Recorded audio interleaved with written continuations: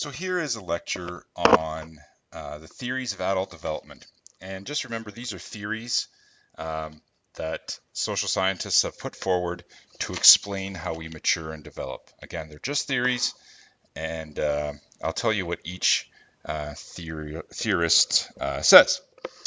So an introduction here. All societies have recognizable stages in life or social rituals called rites of passage. So different cultures have different rites of passage. In the Jewish faith, you have the bar mitzvah, where the boy becomes a man.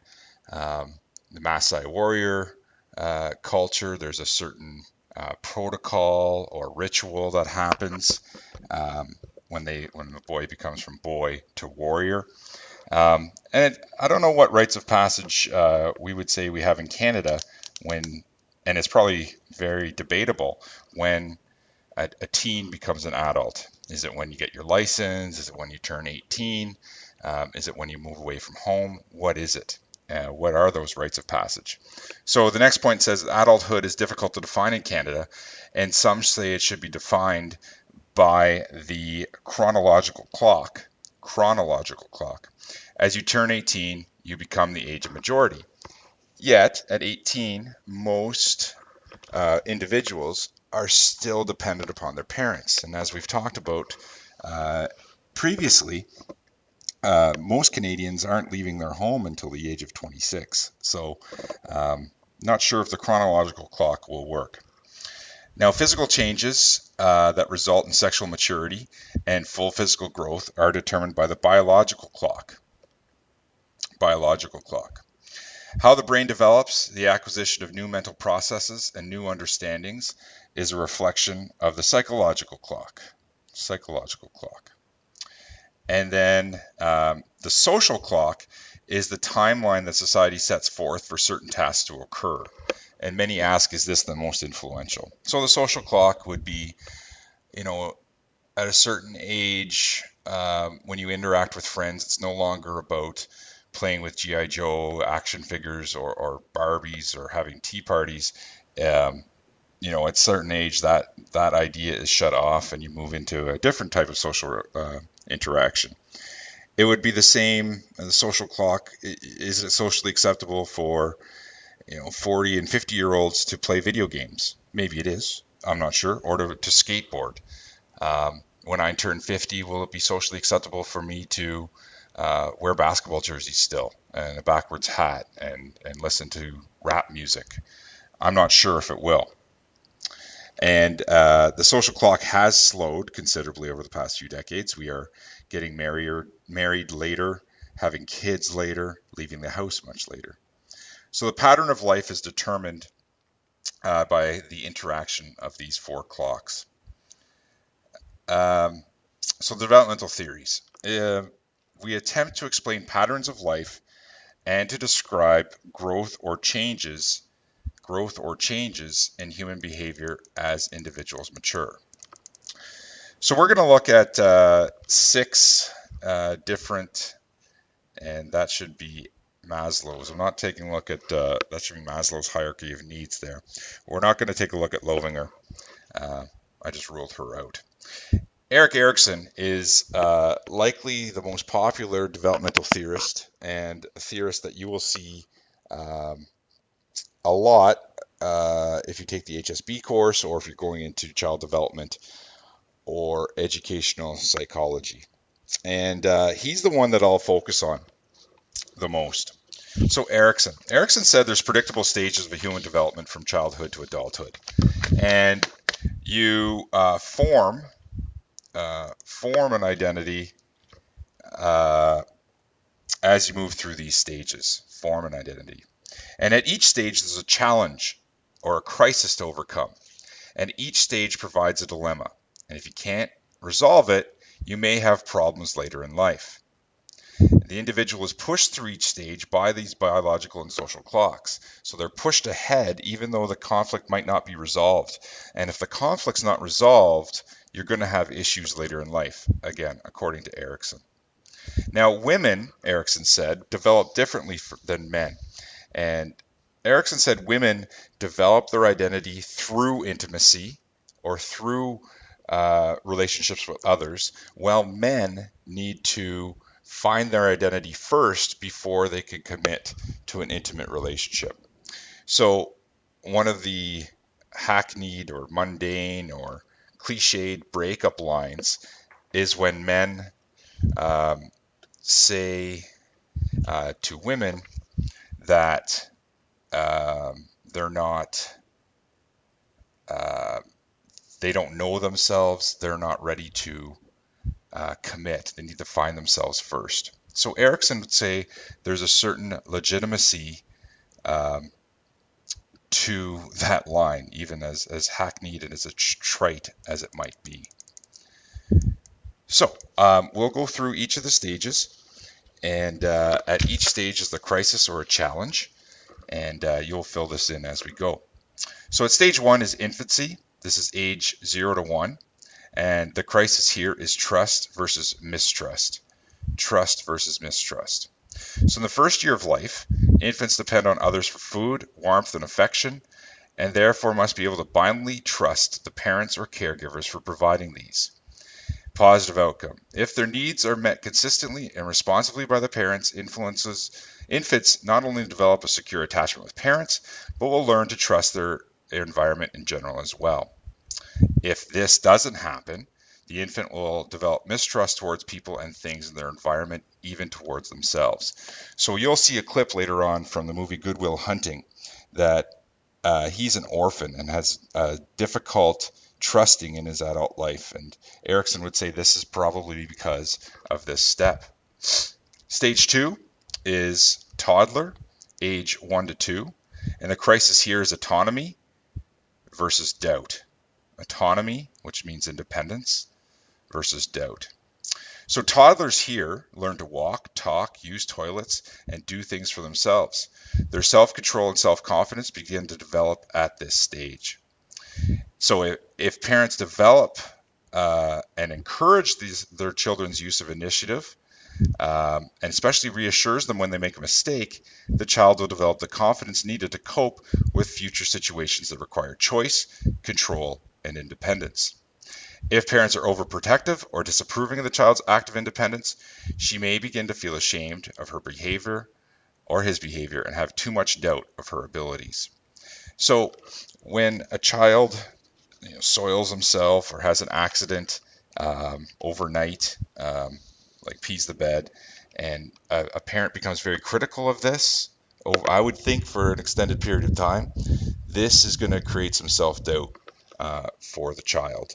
And maybe they're going to feel guilty later on, which leads exactly the guilt feeling to stage 3, which is age 2 to 6. And the crisis here is initiative versus guilt. And here children have a newfound power at this stage as they have developed motor skills and become more and more engaged in social interactions with people around them.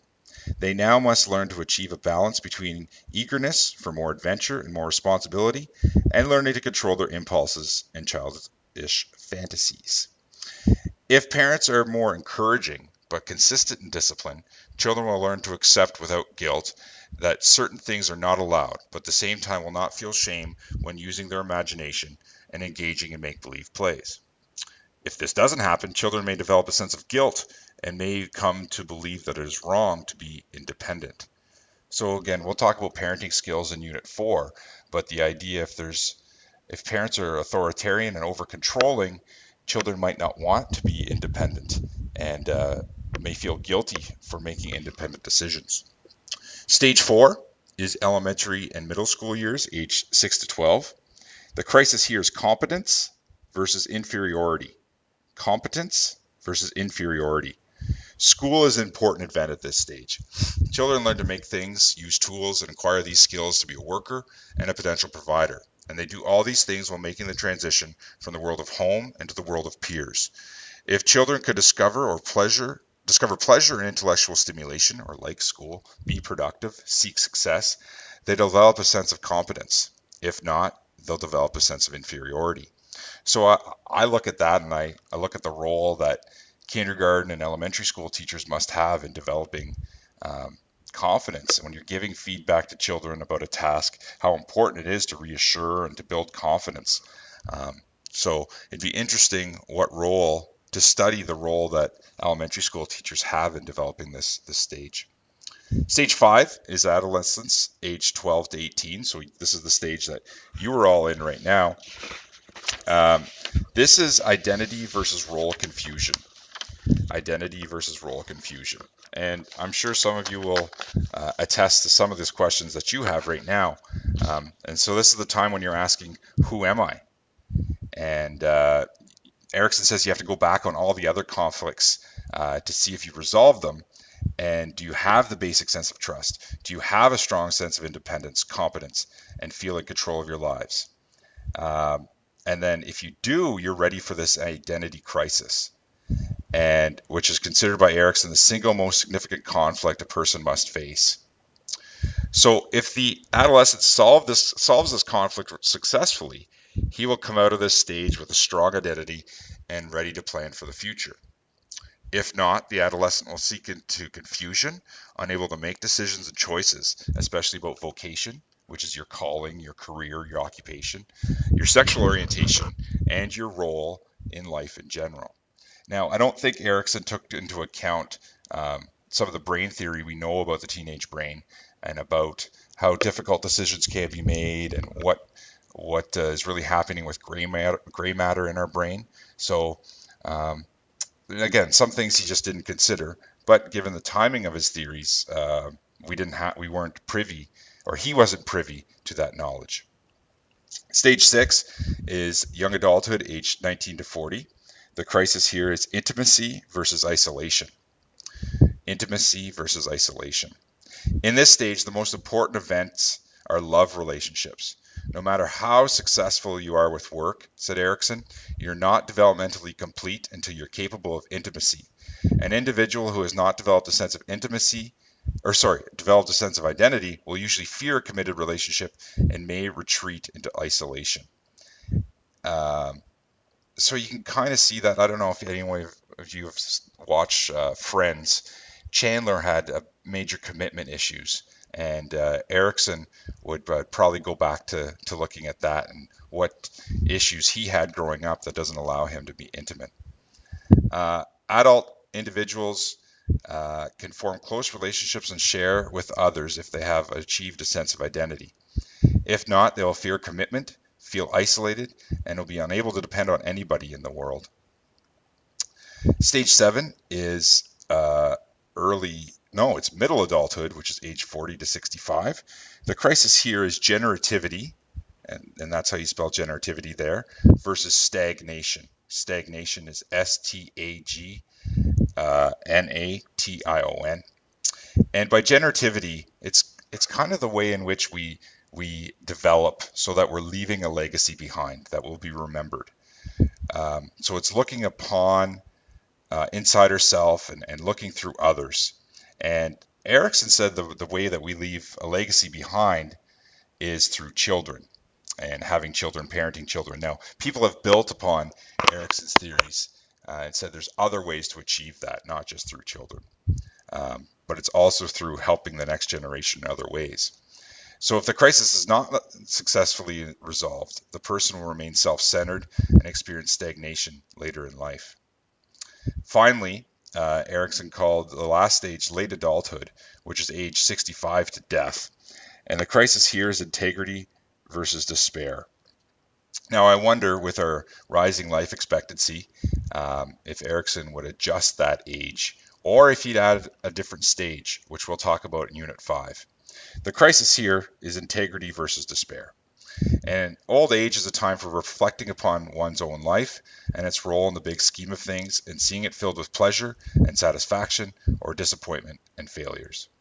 So if, as someone approaches death, they look back and maybe stop craving, stop aspiring for certain things, they can look back at their life and say, wow, I've accomplished this, I've accomplished that, I did this, I did that.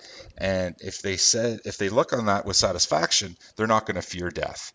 Now, if they don't have that and they have a lot of regrets in life, they're going to fear death and maybe bargain for reality, bargain for extra time to get some of these things done. That is Erikson. And I think that's where a lot of my focus lies.